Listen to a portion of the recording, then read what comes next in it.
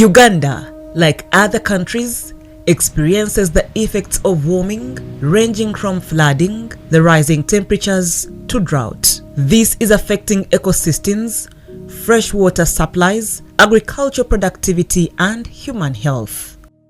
As a signatory to international instruments on climate change, Uganda, through the Ministry of Water and Environment, designed several initiatives in line with NDP 3 priorities in a bid to address the problem. These include the 10-year Wetland Restoration Program, the Ecosystems Adaptation Project, and the building of resilient communities, wetland ecosystems, and associated catchment project. These initiatives are significantly contributing to resilience building, reduction of greenhouse gas emissions, and ecosystem conservation. Under the building of resilient communities, wetland ecosystems, and associated catchment project implementation in 24 districts, the government has made tremendous strides in building communities and ecosystems resilience. The restoration of the Mpologoma wetland in Namutumba district and Agu wetland in Ngora district is a clear testimony to government efforts towards implementing the nationally determined contributions. About 10 years ago, Mpologoma and Agu were converted into an expansive garden of rice. The wildlife in the wetland disappeared. The water dried up.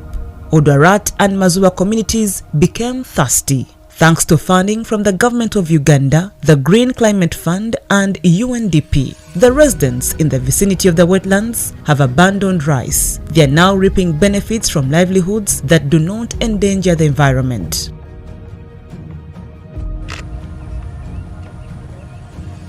Alphonse Wancha, a resident of Mazua, is a former wetland user who abandoned rice growing in favor of alternative livelihood options the government is providing to people whose livelihoods are entirely dependent on wetlands. When we were shifted from that end, the government managed to give us what we call irrigation scheme.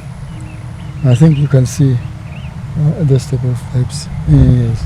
We use them for watering, whether it is a dry season, so we keep cultivating.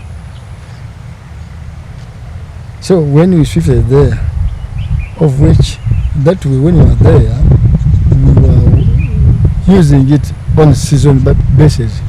Once a season for rains, then it's when it becomes serious to cultivate.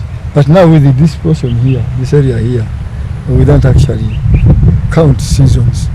Every time we are busy or committed to cultivate because we have water generating water in our farms. Other former wetland users are now either growing horticultural products or rearing fish or animals such as pigs and cattle outside the Mpologoma and Agu swamps.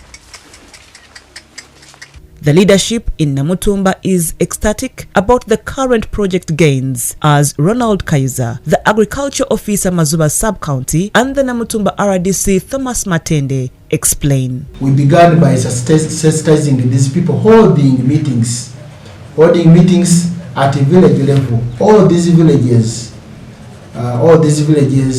which goes in villages with contact to the rivers. We had those meetings with the residents of those areas to tell them why is it that we are telling them to move away from the wetland, which they also saw and accepted. This was done jointly. The political wing, where we had the chairman C5 and his team, we had the cow and his team, and then this office of the RDC, the security team, were on the ground. So this was done as a team.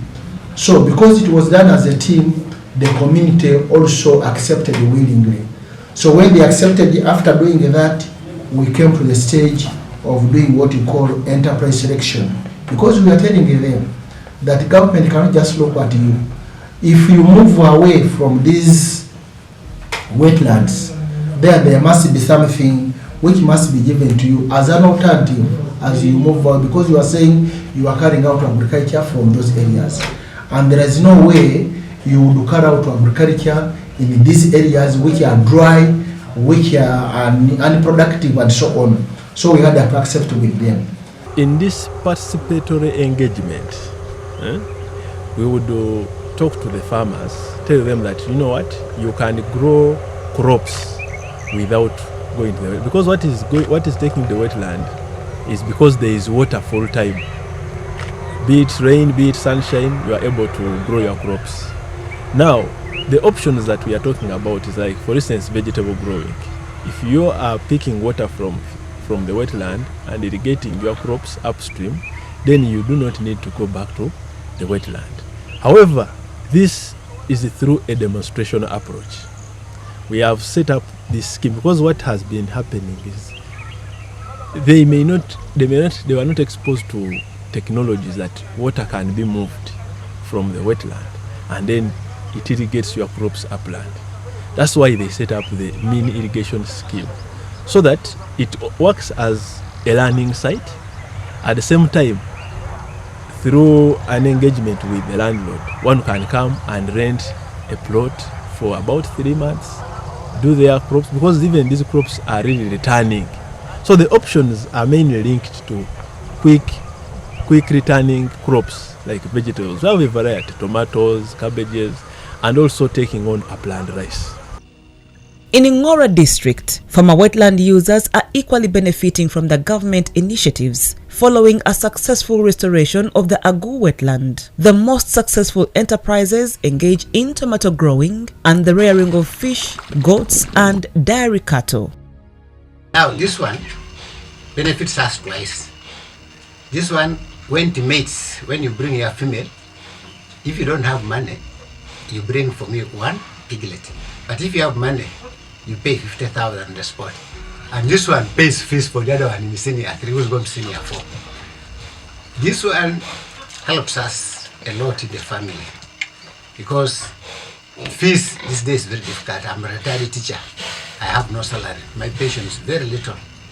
So 2 of my boys are benefiting from this animal. The people in all those districts have come to appreciate the challenges at hand and the root cause of what makes them degrade wetland.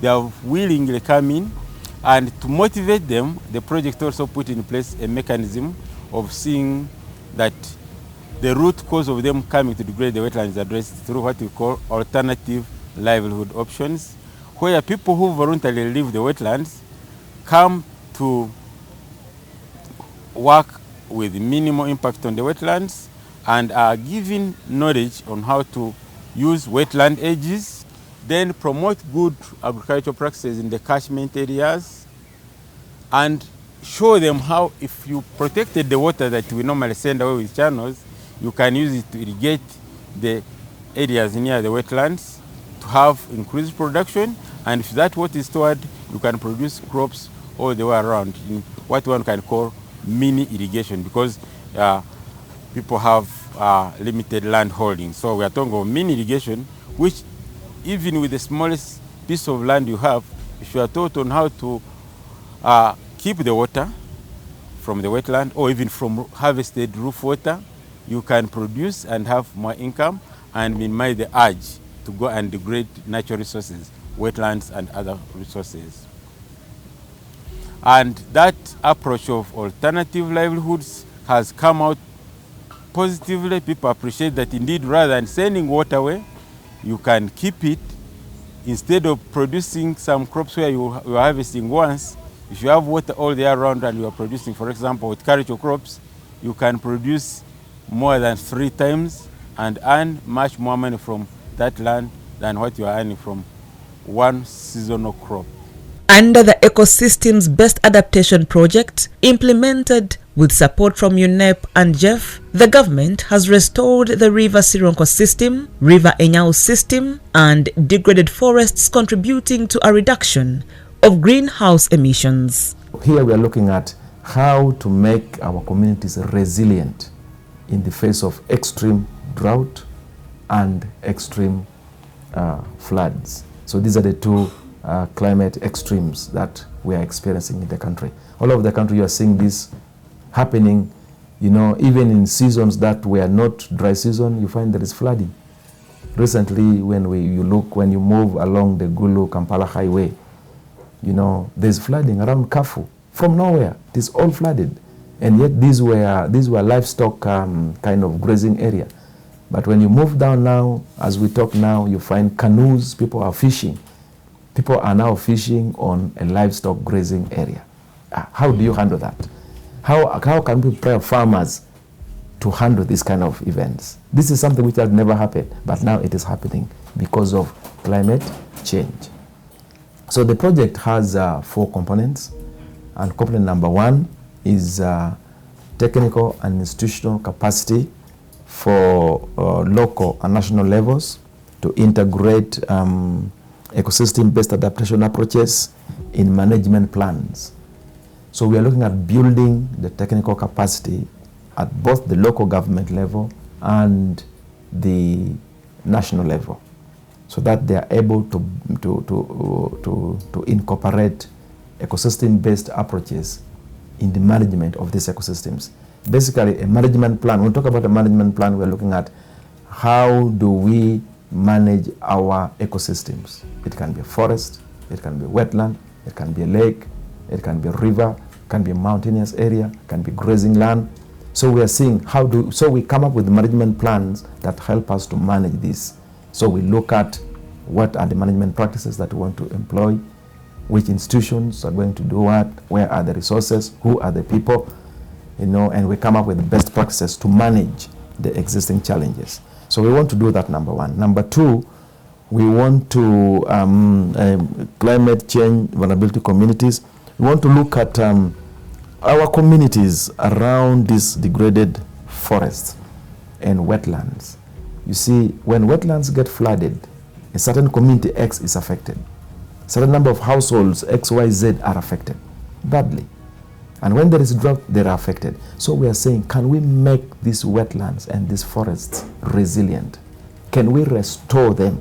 Can we bring them back to the original state in which they were, so that they are able to hold the flooding water?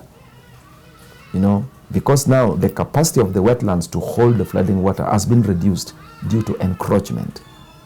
This encroachment are in different forms. It is either in terms of construction, when you just go across here in Lubiji and all in Nawataka, in all these places, you find that there's a lot of construction, and this is reducing the capacity of the wetland to hold that flood water.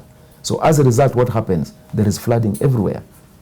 So we want to restore the ability and the capacity of these wetlands to hold flooding water, so that we don't experience death due to floods, people drowning, homes flooded, food stock, food stuff swept away, livestock drowning, etc., with all the accompanying health hazards that come with the flooding.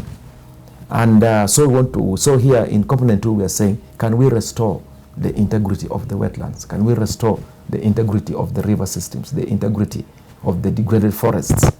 When we degrade the forest, then we are fighting the rain-making process, the local rain formation process. We all know this, how there is the local evaporation, and then later on, the rain formation.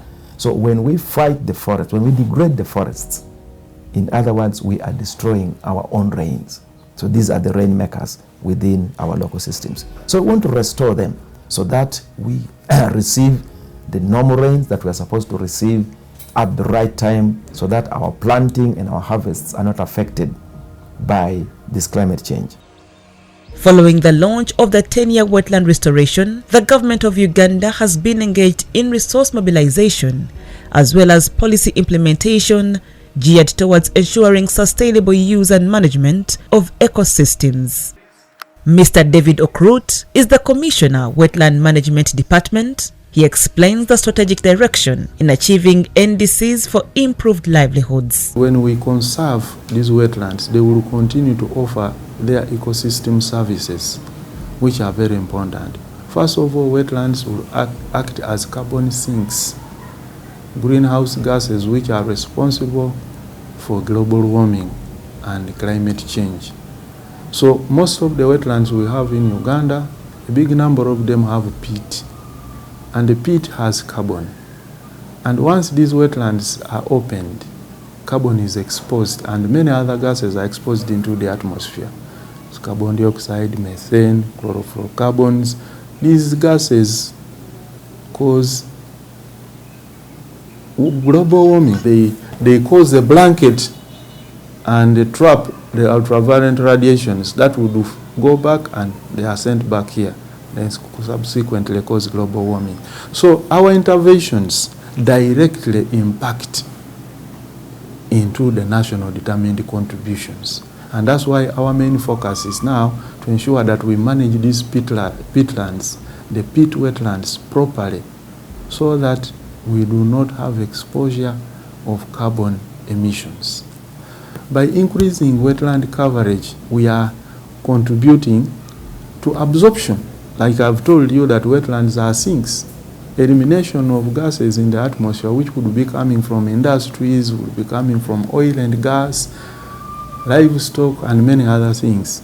So this is our direct link with NDCs and climate change. As a result of the current initiatives, the government is registering an upward trend in both wetland and forest cover recovery, which significantly will play a critical role in addressing climate change impacts.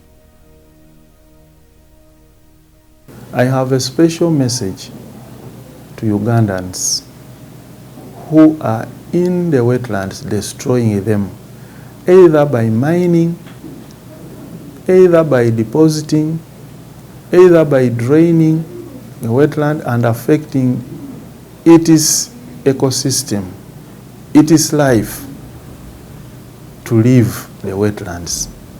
This message has been clear. The president, our president, has talked about this many times, and we want all of us to appreciate the values of wetlands. Where people are not going out of wetlands voluntarily, as a department we have programs, we have plans to remove people from wetlands. If you have gone there in the wetland to illegally destroy the system, we are going to remove you. And you need to note that at the moment all wetlands in Uganda have been gazetted. All wetlands are gazetted. It's a no-go area. You can only go there when you have been advised to go there, whether you have a management plan for it or you have, sought permission to use this wetland for a specific purpose which is agreed in terms of management. Otherwise, those who are doing it illegally, my simple advice to you is to vacate wetlands as fast as possible, as yesterday actually.